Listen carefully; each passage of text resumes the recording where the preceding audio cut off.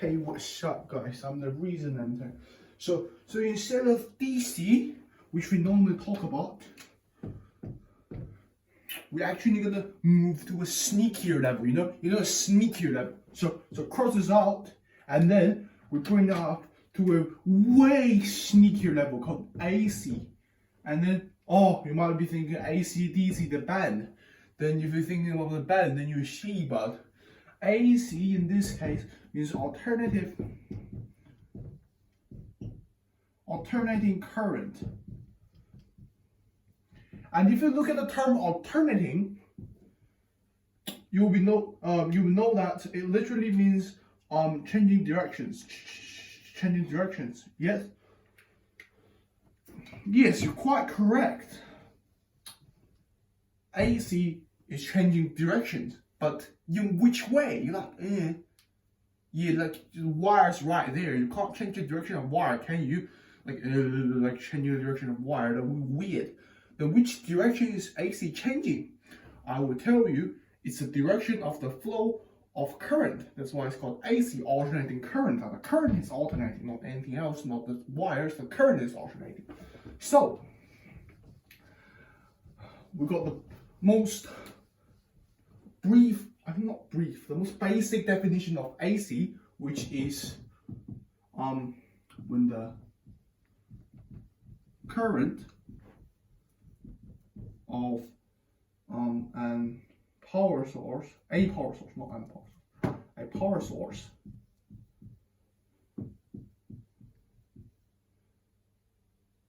is changing direction. Or I can think like this. So normally on Cartesian plane, yes, we're using Cartesian plane because electronic engineering is a lot of math. As time goes, add another thing. As time goes. So look at this. So on the horizontal axis, instead of traditional X, we put T. T stands for time. And then there, normally we put Y, but we don't use Y, but it's just stinky, Instead, we put U, which is the voltage. So on a Cartesian plane of in electronic engineering, normally the horizontal axis is time, and then the vertical axis is voltage. It's basically what this is talking about. It's talking about how the voltage changes as the time changes. So voltage is the function of time. So instead of f of x, in electronic engineering we say f of t. Because we can see that the horizontal axis is not x, it's t now, so it's f of t, makes sense. And what is it? F of t is basically u, which is just like f of x equals to y. They are the same thing, guys. And normally, for a DC, which voltage is constant all over the time, that means that no matter how the time changes, the voltage is still the same level, which indicates that the function is a horizontal line. So if, say, for a TTL circuit, you guys might don't know TTL yet, but later on you will know TTL when we mention digital circuit. It stands for transistor logic. Just a quick drink, sneaky. Let's say when a DC power source and its voltage is 5 volts, how to represent on the Cartesian plane? Easy. When y equals to 5, I mean u.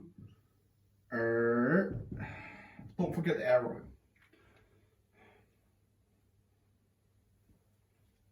That's DC on a Cartesian plane. Actually, there's a thing called oscilloscope. I don't know if I spelled it correctly or not, because I can never spell oscilloscope. It will actually just give you this. An oscilloscope allows you to view the waveform, which is which is basically the same as you doing on the graphic calculator, checking a function and then it gives you the graph. Waveform. So this is an electronic engineer terminology. Waveform is the same as graph. So that's the same thing, but waveform is electronic engineer, graph is math. As you can see, electronic engineering relates to math a lot.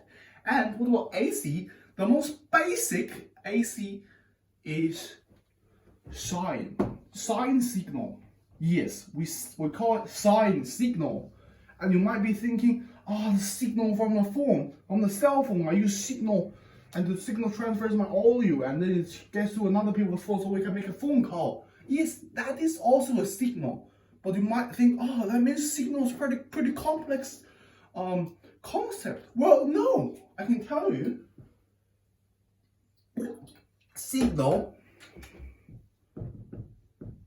means exactly the same as function. It basically states the voltage in each time. So, for example, in Australia, or the AC you always use on the household is 240 volts, and I believe it's 50 hertz. I might be wrong, because I'm pretty sure America's 60 hertz. And if we draw that on Cartesian plane, we will get this, the waveform. So,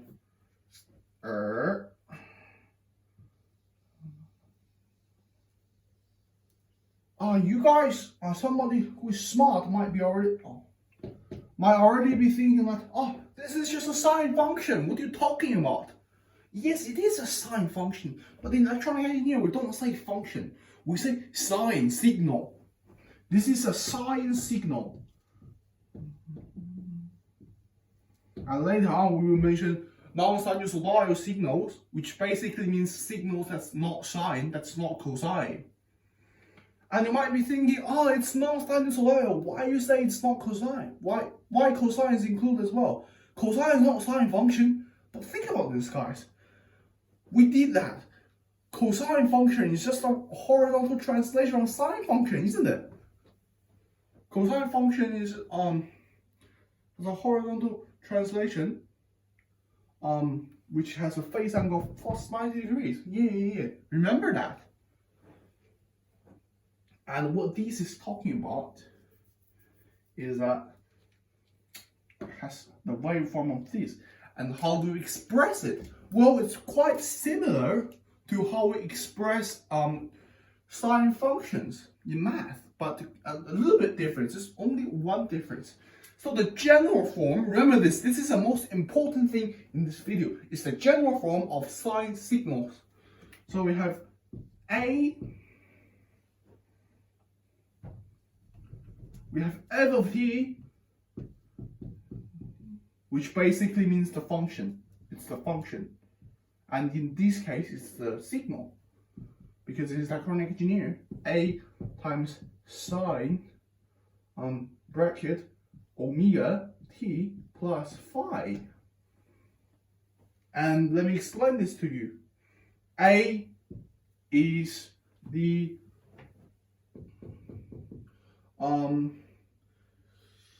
what's that called? The maximum value. And then sine is just the trig sign. The sign, that's an operation sign, you know. Sine is the operation sign. I know this is weird, but I think you guys know what I'm talking about.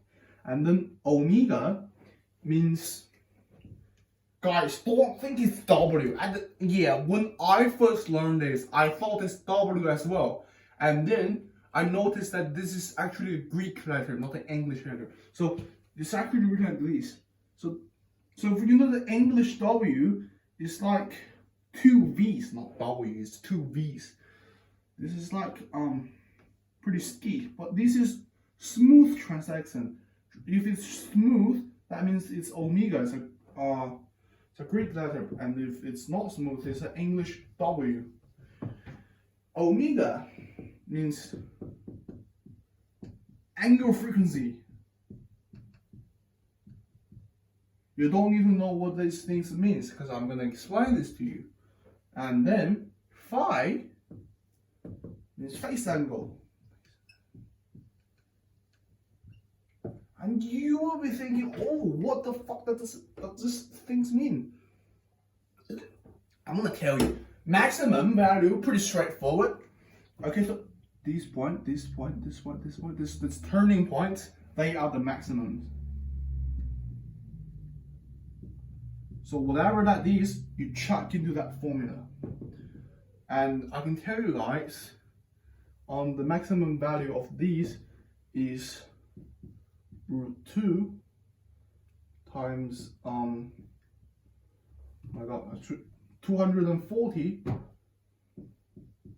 times √2 volts. That's the maximum value of these. So how do we express the AC that we use every day in Australia in the general form? So let's do this, okay?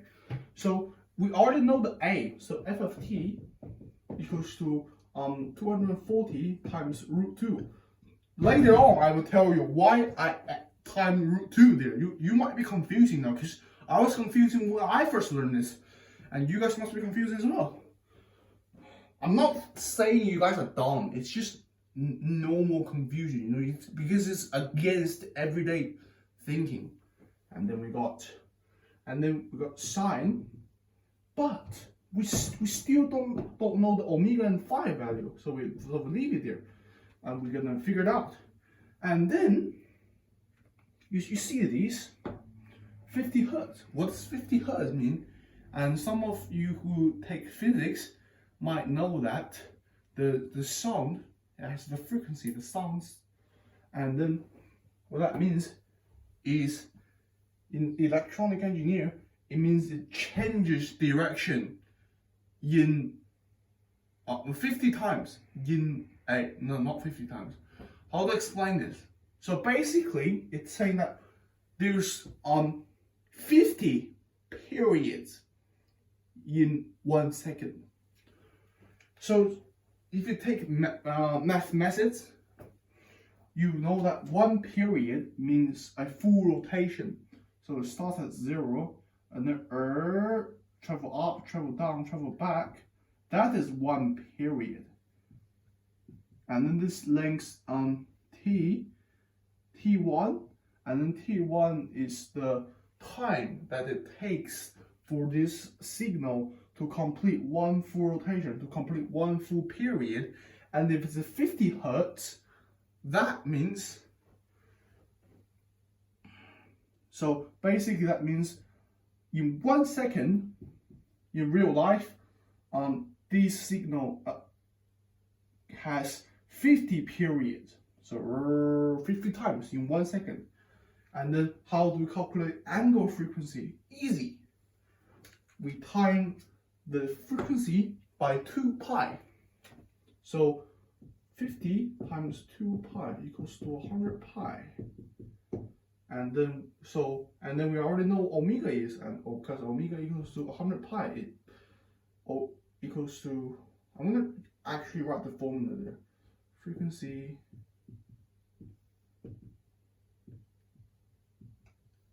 times 2 pi. And then you write the 100 pi in. Don't forget t, because it's an unknown, otherwise it's not a function anymore. And then we still don't know what's the phi value. Yeah, what's the phi? And if you take mathematics methods, you will know that if you write these in a sine function, these just means the horizontal translation, doesn't it? But think about this. You might be thinking that, Leo Chen, you're wrong, because the general form of math trig functions, sine function is this. So f of x, that's a math one, okay, equals to a sine b bracket x plus c plus d, doesn't it? And a is the vertical dilation, and A corresponds to this capital A, electronic engineer, because they both states the maximum value, and then sine still have the sign because otherwise it's on the sine function or sine signal, and then but in this case we got B times bracket these, which means if we expand it, we will actually get, because B goes for both X and C. So B becomes this BX plus bracket BX plus BC plus D, and then D is a vertical dilation, which we generally ignore in electronic engineering. I mean, we don't ignore it. We will mention these later on when we do BJT amplifiers. Yes, just ignore this for right now. Okay, right now just ignore it. But you should know that it exists. And you see the problem there, because I'm saying that phi is just the horizontal translation unit, and people who take math and think would notice that it's actually the BC. So you might be thinking that the actual horizontal translation is phi over omega. Isn't that the common sense? Because in this case, if you're trying to get C, you got BC over B, and then BC in this case just corresponds to phi, and then B just corresponds to omega, doesn't it? And you might be thinking, oh, Liu Chen, you're wrong. Actually, I'm not wrong. This is just electronic engineers just for easy expression. So they ignored the omega in front of it. They ignored it because it's easier to interpret than this. What the shit out of this? I prefer this one. That means it's actually missing something there. A, we write it in bracket because it doesn't written in the formula. If you write that in the formula, people's gonna think amateur, because it's math, it's not electronic engineer. Electronic engineer, we never write the omega in front of a phi because we just ignore it because it's useless. That means phi horizontally shifts that. And in this case, why did I say phi is a phase angle? If, let's say phi equals to 90 degrees in this case. If it equals to 90 degrees, that means the function would become something like this. It starts as a maximum. It doesn't start at 0 now because it's moved to 0 degree. The phase angle means the starting angle. Phase angle, it's the same as starting angle. You have to remember this. This is super important.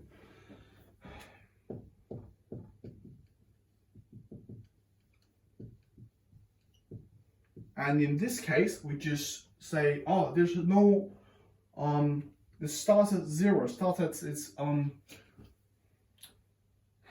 mean, the mean axis. It starts at 0. That means, yeah, there's no horizontal translation. That means phi equals to 0, which we just ignore. That means eventually we get our general form for the household AC we use every day, which is 240 times root 2 sine bracket 100 pi t. And let's back to that question. Why do you need to time that by root 2? Why? Because think about this guys. Why do you think AC has a specific value of its voltage? It's weird, isn't it? Because its voltage is changing all the time. Because it's a freaking function. It's not just a horizontal line anymore. It's a function. It's a signal.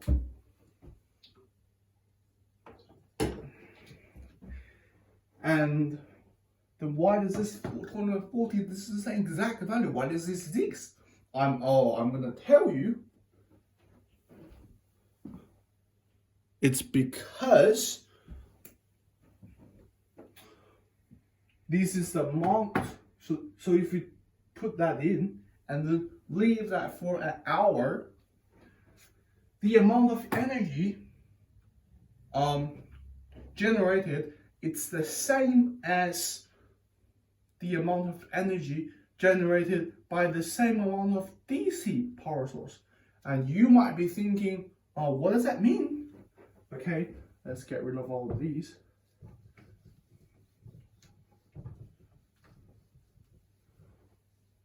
That means if you have a battery that's 240 volts, that's DC, it can generate the same amount of energy of these.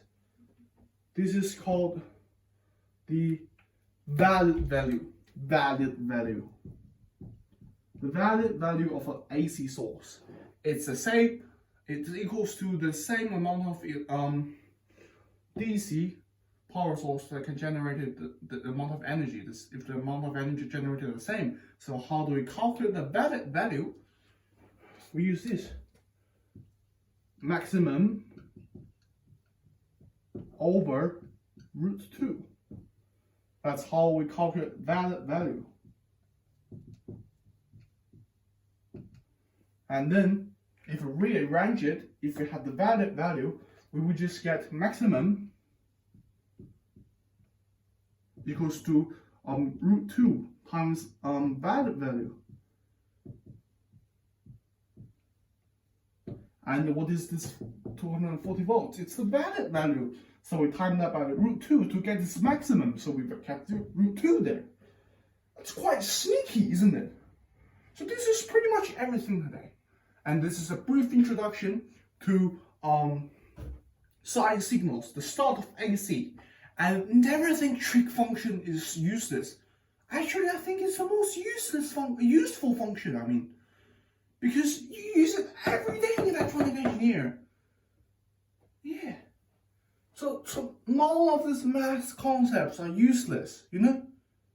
Even probability is useful, I can tell you. It is probability in electricity.